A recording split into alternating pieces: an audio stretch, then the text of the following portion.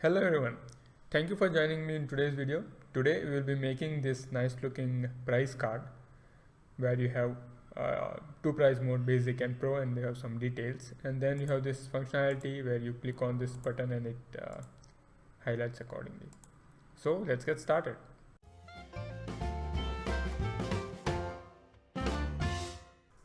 Okay, so like previous video, we have our uh, Firefox web browser opened up on the right with live server running on it, and on the left we have our Sublime text editor with 4 files open in it, named index.html, style.css, main.js, and design.txt.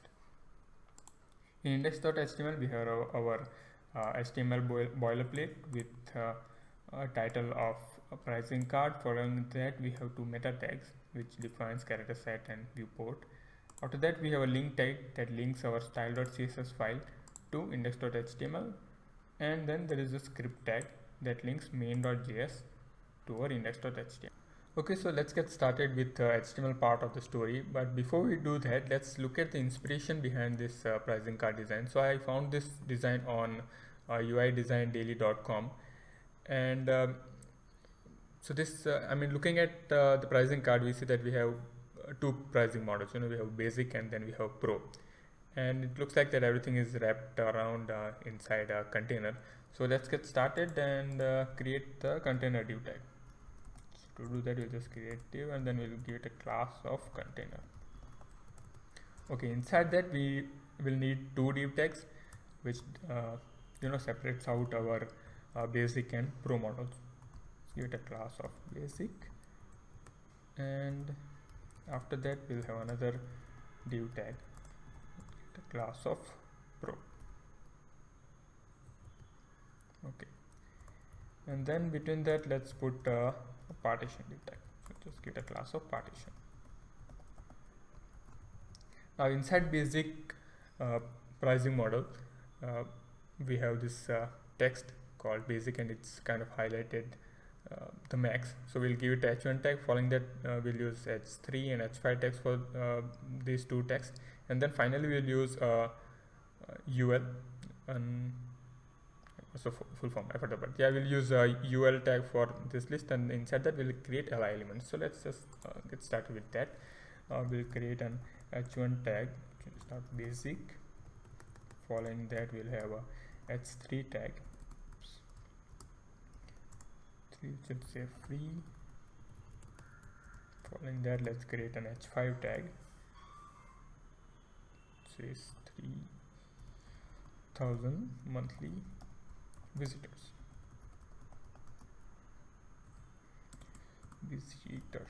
Okay, after that let's create our unnumbered list, and then we have alignment. Let's just duplicate that. Here we have limited reports, and then we have unlimited projects, and then finally we have data storage. I'm just putting out the text that's there on the inspiration pricing card for 1 year. Okay, let's just copy paste. Oh, I forgot the button. Let's create the button, and it says start now. Okay, let's just copy paste this thing into our pro model, and then we'll just change the text. So just say pro, then it's no more free, $19 per month. Then you have 10,000 monthly visitors, unlimited reports,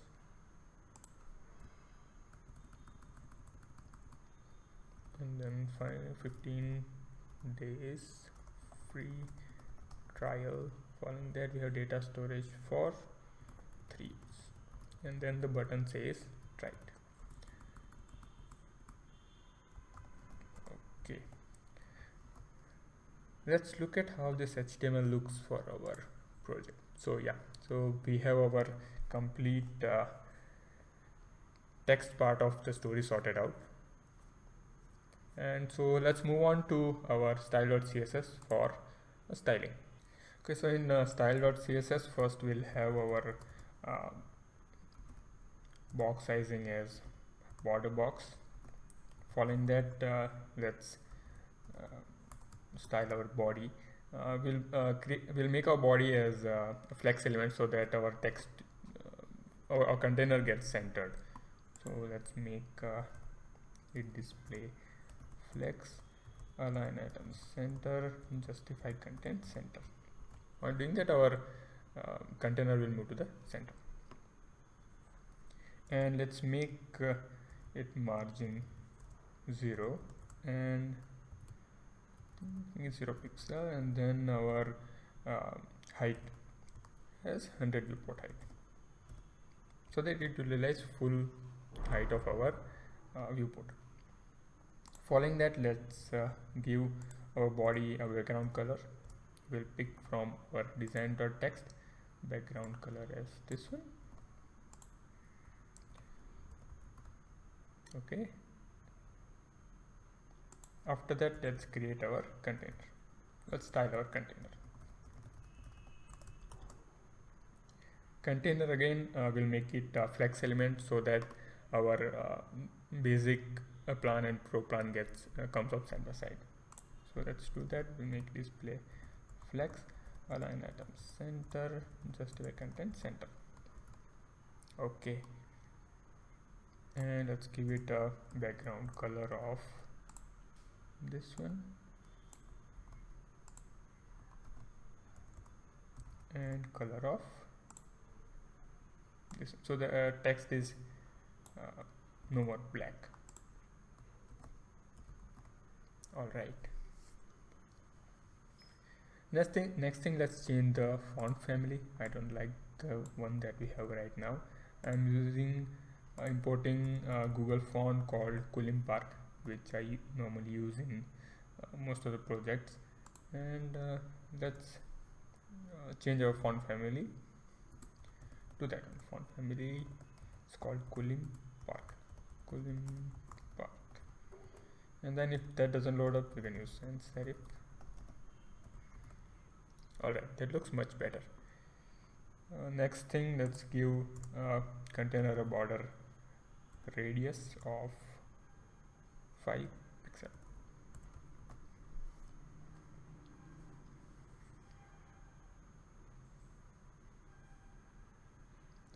Now there was a partition between these two pricing models. Let's style that.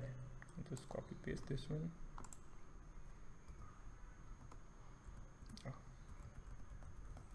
Okay, partition, and we'll give it a height of 250 pixel and width of 2 pixel. We can't see it, but it's there. I'll just show it to you. Let's inspect. So there it is, but we'll have to give it a color so that it stands out. Let's pick a color from our design.txt partition, background color. Let's set that background color this. All right, there it is.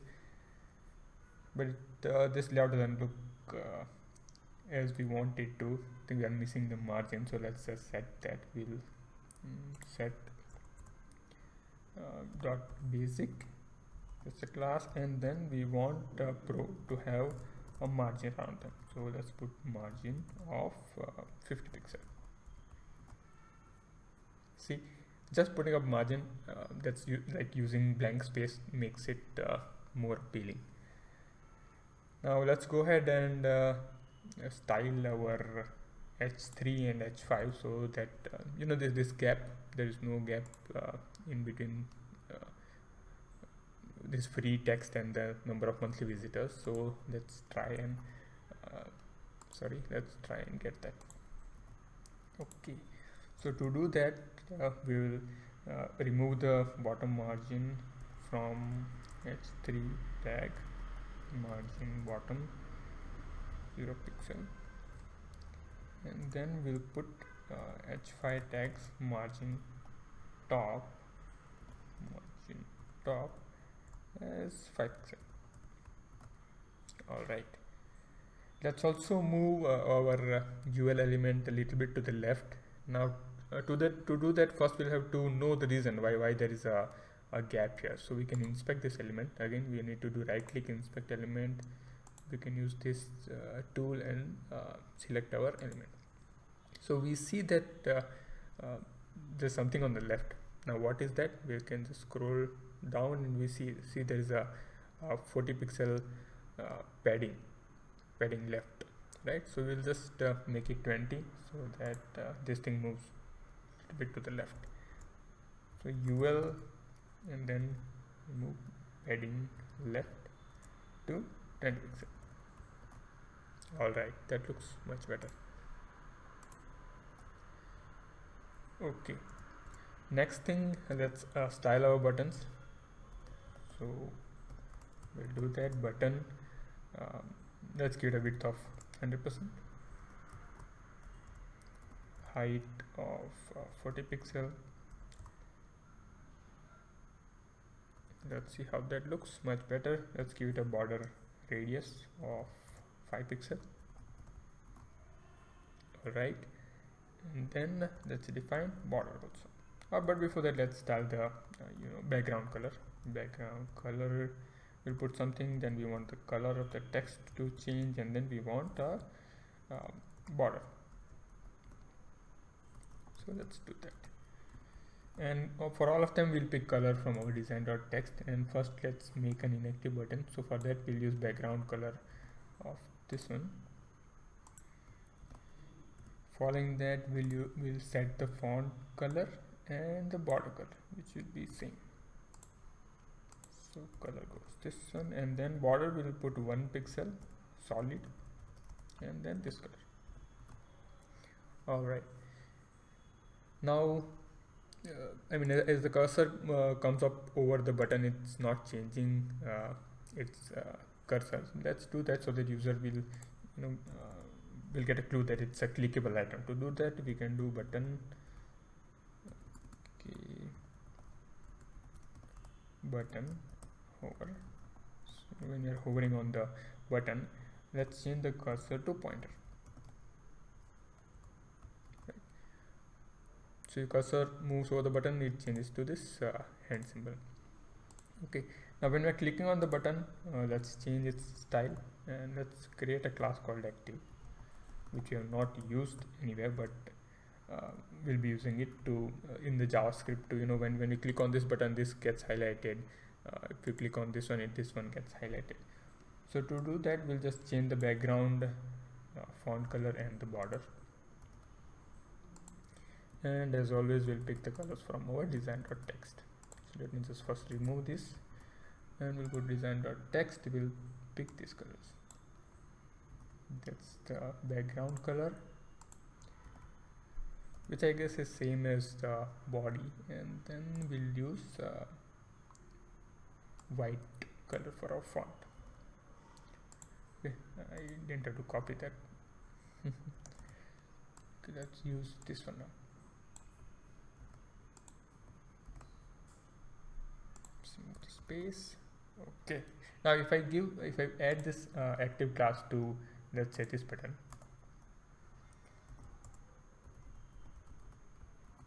you see it changes the color and gets highlighted.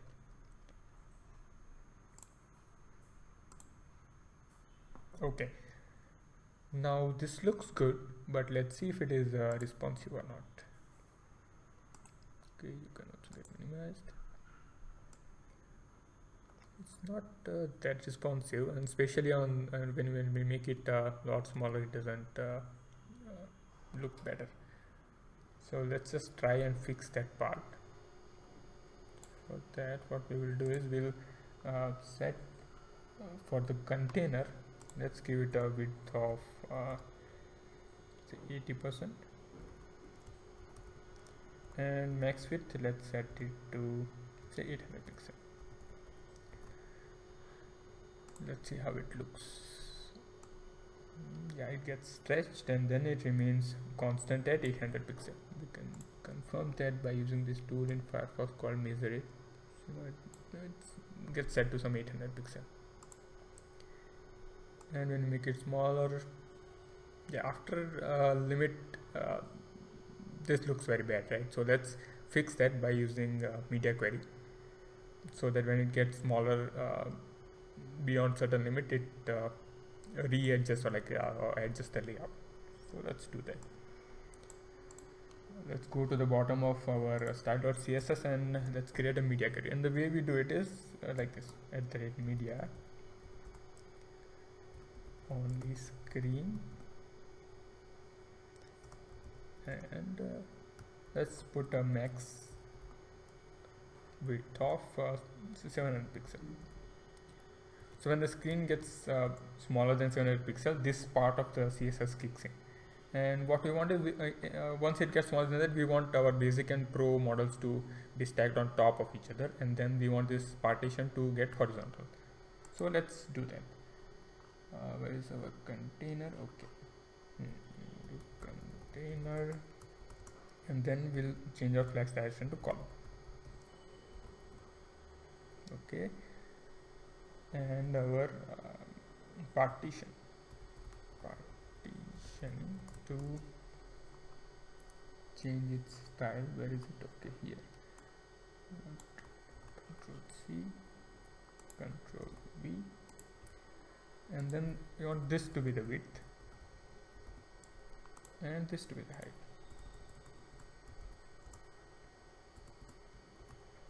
Okay, let's see if that works. Perfect. Okay, so that will look better in all the formats you want, on the desktop, on the tablet, and finally on the mobile. That looks good. Okay, now let's go ahead to JavaScript, where we'll get these two elements, and then when you click on that element, that the particular element gets highlighted and other gets kind of inactive. So let's just go to our main.js and do that. Now to do that, first we'll have to query these two button elements. So for that we will use class, but we haven't given any class to this button, so let's put some class to this button. Let's call it a basic button, and then we'll do similar thing for our button in the pro part of the pricing card. Let's call it pro button. Okay, let's obtain both of those buttons in our main.js, and the way we will do it is we'll create a variable const. Let's give it a name of basic button, and we'll query it from our document. So so to do that, we'll do document dot query selector, and then we'll give the class name here dot, we had it as basic button, right? Okay, and after that we'll use the same thing, const, we'll have pro button, and let's just copy paste this thing, Control C, and then Control V. Okay, pro button, pro. Let's see if we were able to get these elements by putting them on the console. Console.log, we have basic button, comma, pro button. Okay, pro button. Let's put semicolon also. Let's go to our console and see. Yeah, there we have. This is our first button, and then we have our second button. Now what we want to do is we want to add event listener of the type click, so that when we click on the button, that event gets called, and then we change our class accordingly. So let's just do that. Basic button dot add event listener. Okay, semicolon, and then it needs to be type click, comma, to be the arrow function that gets called. And in that, what we want to do is for the basic button, as that's the button which got clicked, in the class list we want to add the active class, and then we want to remove this class from the pro button. So let's do that, remove from pro button. Let's see if this works. Click on this, correct. But clicking on try it button doesn't work because we want to implement other functionality. So to do that, let's just copy paste this one, paste, then we'll just change this to pro button, and then this gets removed and this gets added.